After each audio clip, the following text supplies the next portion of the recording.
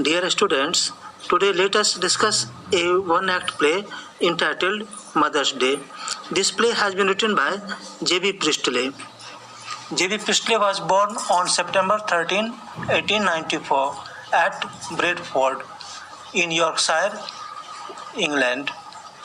He died on August 14, 1984 at Elveston near Stratford-upon-Avon, Warwickshire.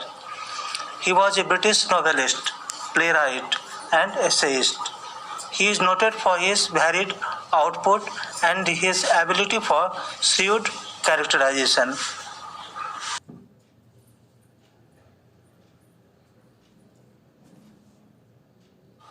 This play, written by J.B. Priestley, reveals how a mother's efforts are ignored by her family.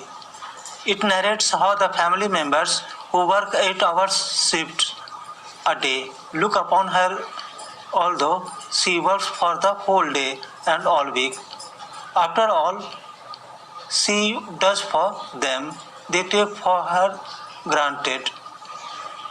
They make her feel obligated to provide for them and do not even appreciate her efforts. It revolves around how her friend Mrs. Fitzgerald, who is a fortune teller, helps her earn the place and respect she deserves as the woman of the house. Mrs. Fitzgerald has learnt the art of fortune telling and personality exchange in one of the Asian countries, most probably in India, which is known as a mysterious country.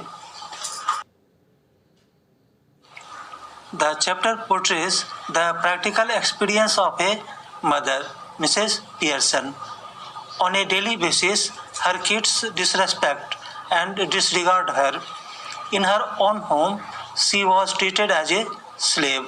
Thus, she felt a lot of ignorance and embarrassment every day, not only from her daughter Doris and son Cyril, but also from her husband George Pearson, who has completely turned a blind eye from his wife.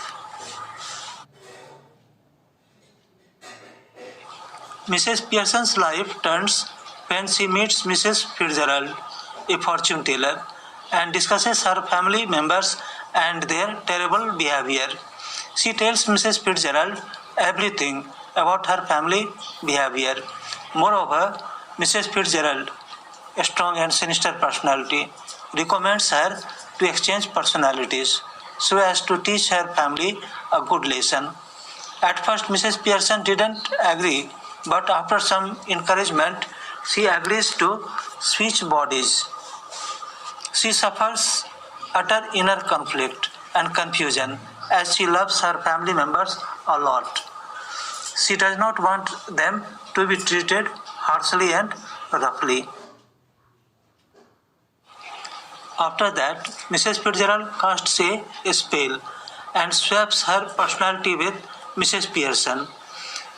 In a matter of seconds, their personality switch and Mrs. Pearson, who was calm and composed, is now smoking and drinking, and Mrs. Fitzgerald is now sitting idle. Now the scene changes, and now Mrs. Pearson is in her home and Doris enters home. She hands her a dress and asks her to iron, as she has to go on a date with her boyfriend Charlie Spence. Also, she even objects her mother's smoking, and when she asks her, Mrs. Pearson replies very harshly and advises her to do her work herself. Further, she makes fun of her boyfriend. Afterwards, Doris feels miserable and ashamed and starts crying when her mother insults and rebukes her. After this, her son Cyril enters, asks his mother hurriedly if his tea is ready, on which Mrs. Pearson refuses and advises him to prepare it himself. After seeing her mother's reaction and her sister crying, he raises his voice. Also, calls Mrs. Fitzgerald an old bag, on which Mrs. Pearson instructs him to mind his language. When the kids talk about being worn out after work, she makes it very clear to both of them that they all will work equally from that day onwards, and she will not work at weekends and enjoy with her friends.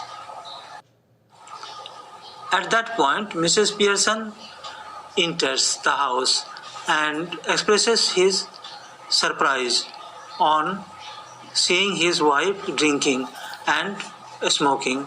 He objects. Mrs. Pearson makes him realize that if he can drink, then she can too. Further, he tells him that instead of spending his time with his wife, he is spending time with people who are making fun of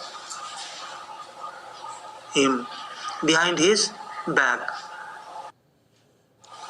Mrs. Pearson, on seeing her family's insult, asks Mrs. Fitzgerald to stop all this. However, she doesn't let her speak until she teaches all of them a good lesson of respecting and honoring their mother. Soon after, they switch personality again, and after that, the son, daughter, and husband learn their lesson and start supporting their mother and wife.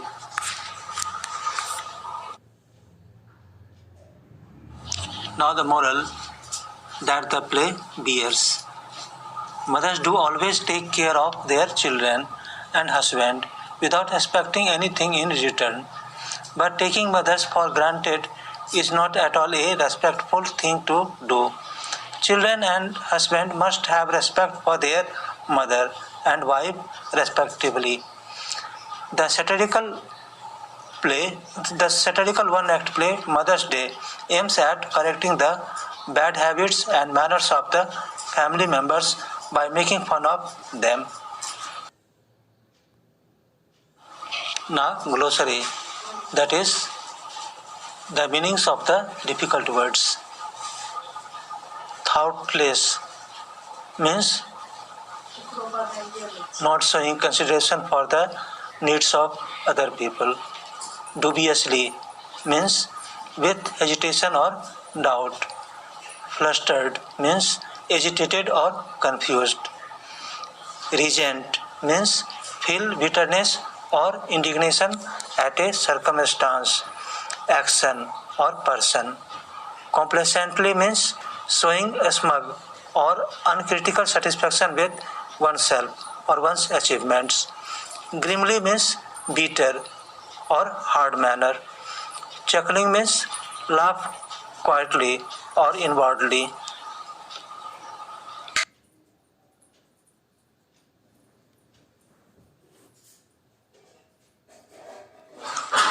Astounded means shocked or greatly surprised.